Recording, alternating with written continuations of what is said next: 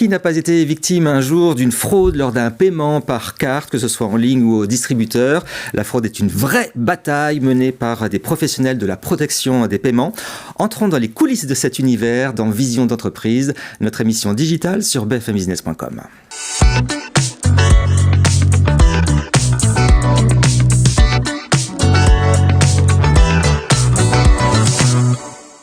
Et je reçois deux invités aujourd'hui. Jérôme Lambert, bonjour. Bonjour. Vous êtes responsable France chez Fidzaï. Et Samuel Willy, bonjour. Bonjour. Responsable lutte contre la fraude chez CB. CB, c'est le petit pins que vous avez là sur votre veste. On connaît, on a ça sur nos cartes de paiement. Alors, Jérôme, quels sont les différents types de fraudes d'abord que l'on peut citer, les plus répandus? En fait, on a aujourd'hui, comme vous l'avez dit, on est tous victimes ou au moins on subit des tentatives de fraude tous les jours. Donc, et ça peut être quelqu'un qui nous appelle, donc un faux conseiller qui nous appelle en nous disant que il faut mettre notre argent à l'abri et que pour faire ça, il faut transférer de l'argent d'un compte à un autre. Vite en plus. Très vite, sous pression, exactement. Ça peut être un SMS qui nous dit qu'on a essayé de nous livrer un colis et en fait on n'était pas là et il faut qu'on envoie 1 euro ou 2 pour replanifier une livraison. Donc en fait, ce genre de scénario de fraude, on les a tous plus ou moins vécus. Et ça se démultiplie. Il n'y a pas une semaine où il n'y a pas une tentative. Ouais, effectivement. Samuel, vous, quelle est la fraude la plus importante que vous observez en ce moment chez CB? Oui, mais c'est en lien avec ce que disait Jérôme, justement. En fait, depuis quelques années, on a vraiment vu un essor de la fraude par manipulation. Et c'est lié à une chose toute simple, en fait, c'est que depuis plusieurs années, tout ce qui est paiement sur Internet est de plus en plus sécurisé. Je pense que chacun a pu le constater. On nous demande de plus en plus d'aller sur notre application bancaire pour valider les paiements. En général, c'est une étape que les fraudeurs n'arrivent pas à reproduire, à faire par eux-mêmes. Et donc, qu'est-ce qu'ils font? Ils s'attaquent à l'humain, avec aujourd'hui des choses de plus en plus sophistiquées, des véritables scripts qui suivent, pour faire en sorte que la victime valide elle-même le paiement. Donc c'est vraiment cette fraude par manipulation qui s'est développée. Vous avez un chiffre sur l'ampleur de la fraude? Oui, alors voilà, on parle beaucoup de fraude, mais il faut quand même garder en tête que c'est un moyen de paiement qui est très sécurisé. La carte, au niveau français, c'est 1 euro de fraude pour 2000 euros dépensés par carte. Donc c'est un événement qui reste très marginal. Ouais. Et pour être rassurant aussi, nous, chez CB, on atteint des records, des plus bas historiques de fraude qu'on bat régulièrement chaque année. Et on a même, là je parlais justement des paiements en ligne, un taux de fraude qui a été divisé par plus de 2 sur les 5 dernières années. Donc tout ce qui est fait fonctionne, les résultats sont très bons, il y a de moins en moins de préjudice. Un autre chiffre, le volume de transactions que vous protégez avec votre solution est impressionnant. 9 000 milliards d'euros sont protégés? Exactement, 9 000 milliards de transactions, c'est effectivement la somme des valeurs de transactions qu'on protège. Il y a les paiements par carte, mais il y a aussi, n'oublions pas, les virements. Tous les jours, il y a des virements qui ont lieu, et ça fait aussi partie de cet écosystème de transactions que nous, avec nos solutions, nous protégeons et nous surveillons partout, de l'Australie aux États-Unis. J'imagine que l'intelligence artificielle vous aide dans la protection? Absolument, on utilise l'intelligence artificielle parce que pour détecter une transaction frauduleuse, c'est compliqué et il faut faire ça très vite. Quand je dis très vite, c'est vraiment de l'ordre du milliseconde. Quand on fait en quelques millisecondes, il faut qu'on soit capable de détecter si la transaction qui est en train d'avoir lieu, elle est légitime, suspicieuse ou carrément illégitime.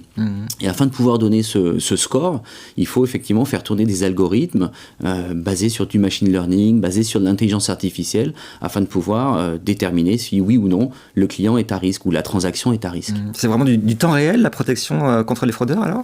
Oui, parfaitement. Et c'est vrai que nous, chez CB, on a 2 axes.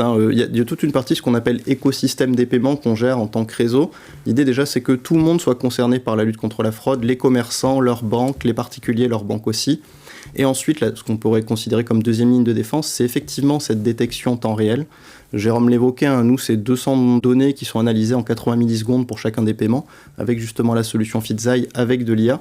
Et l'idée, c'est quoi en fait? C'est de détecter les fraudes avant même que la victime ne se rende compte qu'elle est victime de fraude, pour empêcher carrément la transaction et qu'il n'y ait aucun préjudice. Et oui, c'est vraiment ça l'intérêt, c'est empêcher que la fraude ne puisse se produire. C'est ça l'enjeu. Même j'y pense, mais est-ce que l'IA, à l'inverse, peut aider les fraudeurs à commettre de leurs méfaits? Oui, absolument. Et on est effectivement dans cette lutte IA contre IA, parce que les fraudeurs, quand ils organisent ou quand ils orchestrent une campagne de fraude, ils le font avec des dimensions industrielles.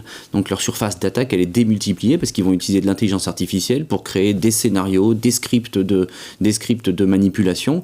Et donc nous, de notre côté, du côté de la défense, il faut également qu'on utilise de l'intelligence artificielle pour détecter ces systèmes et ces manipulations qui peuvent avoir lieu. Et vous détectez la fraude classique, mais est-ce que ça va jusqu'au blanchiment d'argent, par exemple? Vraiment le crime organisé, là. Oui, en effet. Et en fait, c'est lié finalement, parce que quand on commet de la fraude, quand on commet une fraude, l'argent qui est récupéré, c'est de l'argent mal acquis. D'accord? Et cet argent mal acquis, qu'est-ce qu'on va en faire? On va essayer de le blanchir. Donc en fait, il y a vraiment les deux aspects dans la lutte contre la fraude. Il y a la lutte contre la fraude bancaire, les transactions que nous protégeons, mais il y a également l'identification de schémas de blanchiment d'argent et de financement du terrorisme. On intervient véritablement sur les deux volets. Alors Fedzai, c'est le leader mondial de la lutte contre la fraude et la criminalité financière, créé dès 2011. Oui, en effet, on a une quinzaine d'années d'existence maintenant. On est une société européenne, portugaise plus particulièrement, et aujourd'hui, on focalise nos efforts vraiment sur l'innovation. Donc, on a déposé plus d'une centaine de brevets. On a un tiers de nos effectifs qui sont effectivement des data scientists, et on sert l'entièreté de l'écosystème des paiements. Alors je voudrais en savoir un peu plus sur le CB, donc votre fameux logo qu'on connaît, c'est vous qui régissez le système de paiement par carte avec ce fameux logo. C'était fondé déjà en 1984. Oui, tout à fait, en 1984, et sous l'impulsion de l'État, c'était Pierre Bérégovoy à l'époque, qui a demandé un peu aux banques de se réunir pour créer justement CB. Nous, on est un groupement d'intérêt économique, donc c'est un peu une sorte de coopérative, si vous voulez, à but non mercantile. Et l'idée, c'est quoi? C'est vraiment de gérer tout ce qui va être le paiement par carte français. Pour vous donner un ordre de grandeur, un CB, c'est le moyen de paiement préféré des Français. Il y a 2/3 de la dépense de consommation courante en France intérieure qui se fait avec CB. En 2025, c'est 80 millions de cartes, 700 milliards d'euros de dépenses. Donc c'est colossal. Et pour le dire simplement, CB, c'est ce qui vous permet, quand vous payez par carte, de payer français, tout simplement. Alors, excusez-moi, mais moi je connais aussi Visa, Mastercard, je cite les noms, tant pis. Est-ce que je peux faire le choix de payer français si j'ai une Visa ou une Mastercard? Oui, bien sûr, mais ce qu'il y a à retenir, c'est le logo CB là, qui est sur mon pin, qui est important. Et quand on paye en ligne, souvent il est affiché. En cliquant dessus, on s'assure de payer avec CB. Donc si je clique sur CB, je vais payer français, c'est ça que ça veut dire, je ne vais pas payer américain. Sur CB, on paye français, tout à fait, Et en magasin, alors là c'est un peu plus complexe, peut-être c'est en appuyant sur le bouton jaune, on peut voir la marque, donc le réseau par défaut qui est choisi par le terminal, et on peut sélectionner CB. Je vous rassure, dans la très grande majorité des cas, de toute façon, ce sera CB qui sera sélectionné par défaut. D'accord, c'est bien de le dire, merci. Allez, on se tourne vers l'avenir. Fedzai se focalise évidemment sur la recherche et l'innovation, et vous allez maintenant pouvoir prédire le prochain paiement, c'est ça? Oui, effectivement, ça fait maintenant 2 ans qu'on travaille sur un modèle en fait de détection qui permettrait de prédire quel serait le prochain paiement.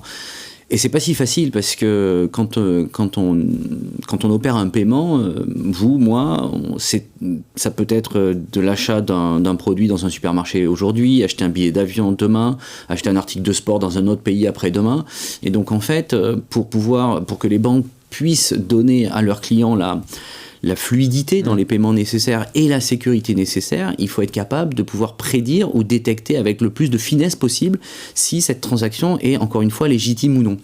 Donc en fait, ce qu'on fait, on va utiliser, on va dire, l'entièreté des données des transactions qu'on voit passer, comme on l'a dit tout à l'heure, 9 000 milliards de transactions en valeur, et de là, on a construit un modèle extrêmement sophistiqué qui nous permettra de déterminer avec un très fort niveau de probabilité quel pourrait être le prochain paiement. Et si ce prochain paiement a effectivement lieu et qu'on l'estime comme étant légitime, eh ben on le laisse passer. Il va passer. Exactement. Et vous, les nouveautés, ça sera du côté du paiement mobile? Ouais, tout à fait. Donc, quand on pense carte, on oublie parfois que le paiement mobile se fait avec la carte aussi. Donc ça, c'est très important. Aujourd'hui, quand vous payez avec votre mobile, vous payez avec votre carte.